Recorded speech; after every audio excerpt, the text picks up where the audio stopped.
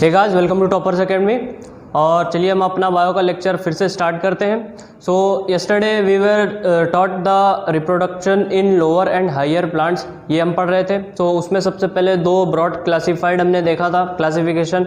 सो एक तो एसेक्सुअल होता है, दूसरा होता है सेक्सुअल रिप्रोडक्शन। सो प्लांट्स की बात चल रही थी यहाँ पर। तो सबसे पहले एसेक्सुअल रिप्रोडक्शन में हमने बहुत सारे टाइप्स देखे थे।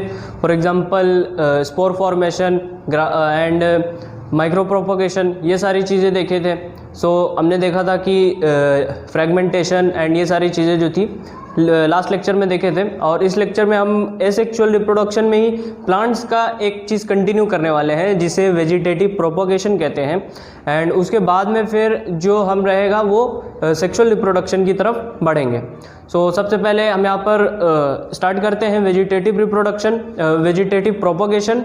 सो चलिए ये देखते हैं वेजिटेटिव प्रोपोगेशन क्या होता है। तो यहाँ पर आप देखेंगे कि एसेक्सुअल रिप्रोडक्शन का प्लांट्स में बात करेंगे तो वेजिटेटिव रिप्रोडक्शन होता है, वेजिटेटिव प्रोपोगेशन होता है। सो वेजिटेटिव प्रोपोगेशन नेचुरली दो टाइप में होता है, या तो नेचुरली भी हो सकता है या फिर वो आर्टिफिशियली भी हो सकता है। सो मोस्टली ये प्लांट्स में ही होता है। तो इसमें क्या होता है कि इसमें तो कोई गैमेट्स नहीं रहते हैं, लेकिन इसका जब प्रोपोगेशन होता है, प्रोपोगेशन मतलब फॉर्मेशन, किसी भी चीज़ को फॉर्म करना। सो यहाँ पर रिप्रोडक्शन की बात चल रही है तो जाहिर सी बात एक नई स्पेसी जो है वो फॉर्म होगी। सो ये एसेक्सुअली है तो इसमें गैमेट्स नहीं होंगे एंड ये किसी एक पार्ट से प्रोपोगेट करेगा, मतलब कि कोई सा भी पर्टिकुलर पार्ट होगा उससे जो नया ऑर्गेनिज्म रहेगा वो डेवलप कर लेगा अपने आप को। सो प्लांट्स में आप देखेंगे नेचुरली भी होता है ये और आर्टिफिशियली भी होता है। सो नेचुरली ऐसे होता है, सो नेचुरली या तो ये रूट से हो सकता है, किसी प्लांट के स्टेम से हो सकता है, या फिर लीफ से हो सकता है। लीफ का सबसे अच्छा एग्जाम्पल आप देखेंगे तो वो ब्रायोफाइलम है। ब्रायोफाइलम एक ऐसा लीफ है जिसमें जो लीफ रहती है तो उसके साइड में, मतलब लीफ की जो आउटर लेयर होती है वहाँ पर क्या होता है, छोटे छोटे जो होते हैं वो बर्ड्स फॉर्म होते हैं। और वो ब्रायोफाइलम कहीं पर भी लीफ जो रहती है वो गिर जाती है। सो अंडर फेवरेबल कंडीशन वो जो बर्ड्स रहती हैं उस लीफ के ऊपर, सो वो अपने आप को फिर से रीजनरेट कर लेती हैं।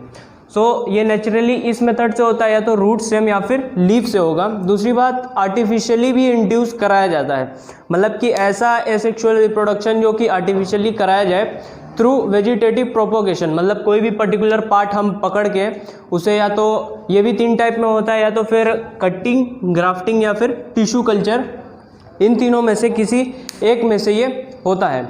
सो ये आर्टिफिशियली इंड्यूस कराया जाता है, मतलब कि ये नेचुरली नहीं होता, अपने आप खुद से नहीं होता, इसे ह्यूमंस जो है वो करते हैं। उसके बाद जो है ताकि लार्ज स्केल प्रोडक्शन किया जा सके, या फिर जितना भी फर्दर ऑन नए प्लांट्स की वैरायटीज़ को बनाना, बटिंग, क्राफ्टिंग एंड ये सारी चीज़ें करके। सो अब हम यहाँ पर देखेंगे इसके जो मेन तीन टाइप है वेजिटेटिव रिप्रोडक्शन के आर्टिफिशियली, उसमें cutting, grafting and tissue culture. तो अब यहाँ पर हम वेजिटेटिव प्रोपोगेशन का जो एग्जांपल्स हैं वो देखने वाले हैं। तो सबसे पहले हम यहाँ पर देखेंगे कटिंग।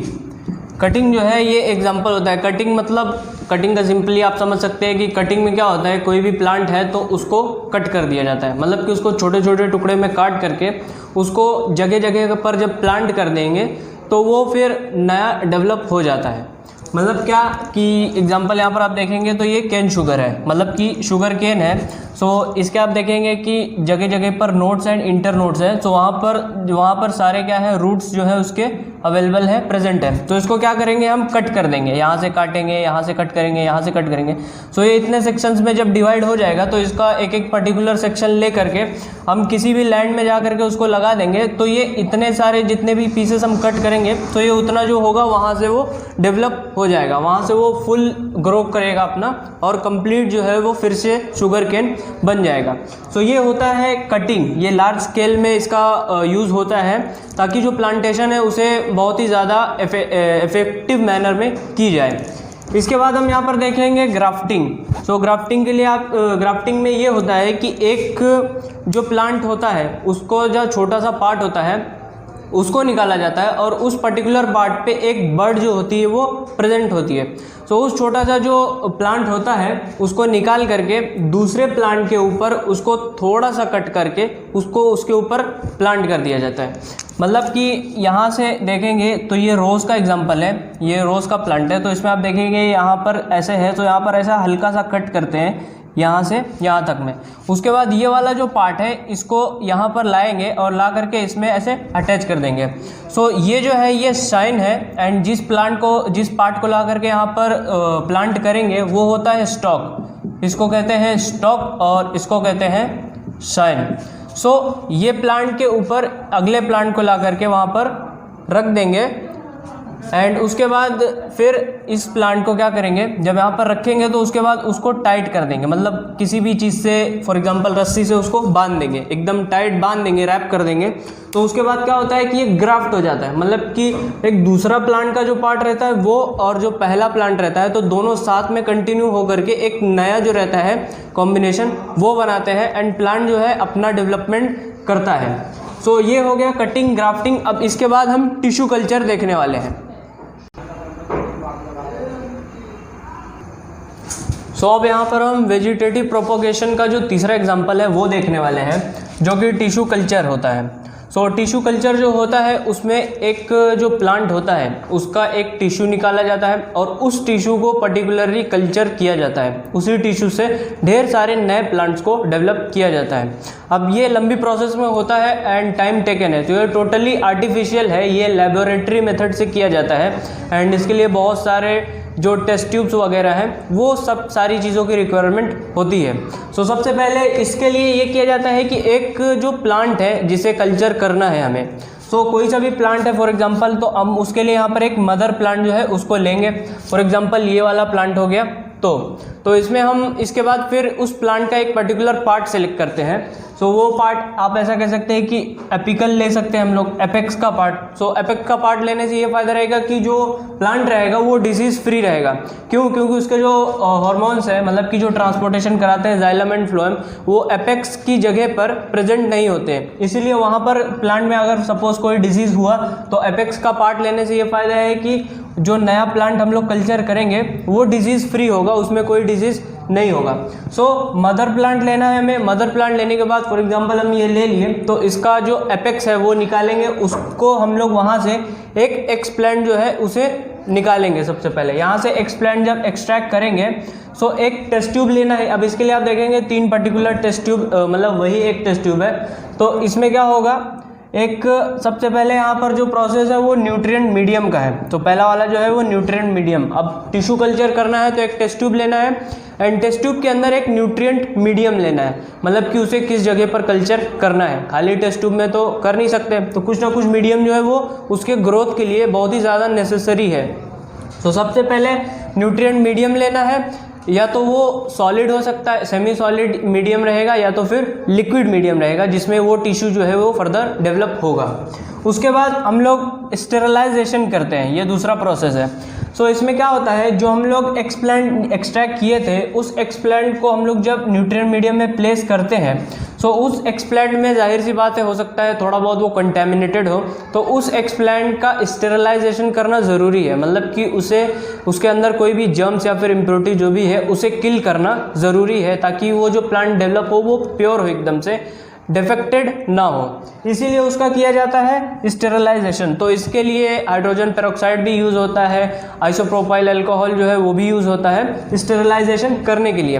अब स्टेरलाइजेशन हो जाता है, एक्सप्लांट जो है उसे न्यूट्रिएंट मीडियम में डाल दिया जाता है।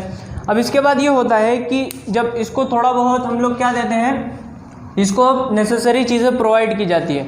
जब इसको न्यूट्रिएंट मीडियम में डाल देते हैं तो न्यूट्रिएंट जितने भी रहते हैं वो एक्सप्लांट वो न्यूट्रिएंट्स को अब्जॉर्ब करता है। जब वो धीरे धीरे अब्जॉर्ब करता है तो ये जो एक्सप्लांट है इसका फर्दर सेल जो होते हैं वो डिवाइड होने लग जाते हैं। जब सेल्स डिवाइड होने लग जाते हैं तो एक लूजली अरेंज्ड मास जो रहता है सेल का वो डेवलप हो जाता है, जिसको हम कैलस कहते हैं। सो इस प्रोसेस को कैलस फॉर्मेशन भी कहते हैं।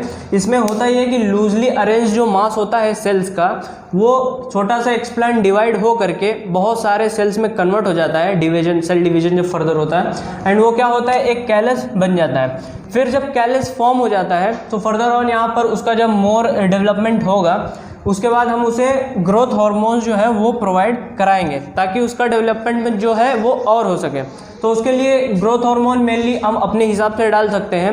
एक तो साइटोकिनिन डाल सकते हैं, दूसरा ऑक्सिन डाल सकते हैं। तो ये दोनों जो हार्मोन्स हैं वो डालते हैं ताकि शूट जो है एंड रूट जो है वो उसका डेवलप हो पाए।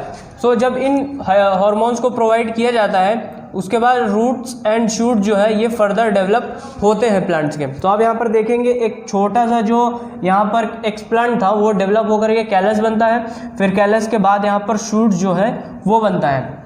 तो कैलस फॉर्मेशन के बाद यहाँ पर एक स्टेप जो है और होता है, वो ये होता है कि कैलस जो रहता है ये बहुत सारे सेल्स का बना रहता है। तो अगर एक ही मतलब वो ढेर सारे सेल्स जो रहते हैं वो इकट्ठा हुए रहते हैं एक जगह पर, तो इसका जो होता है एक सेल सस्पेंशन किया जाता है, मतलब कि इसको रोटेट किया जाता है बहुत ही हाई वेलोसिटी से। तो उससे ये होता है कि जितने भी कैलस रहते हैं वो सारे अलग अलग हो जाते हैं एंड वो डिस्ट्रॉय नहीं होते हैं। सो जितना भी एक एक छोटा छोटा जो भी सेल रहता है वो अलग अलग हो जाता है। उसके बाद क्या होता है कि वो जो छोटे छोटे सेल्स रहते हैं, वो जो टिश्यू रहते हैं, उनको हम फर्दर कहीं भी किसी भी मतलब न्यूट्रिएंट मीडियम में डाल करके तो ऐसे एक ही नहीं बहुत सारे प्लांट्स को बना सकते हैं।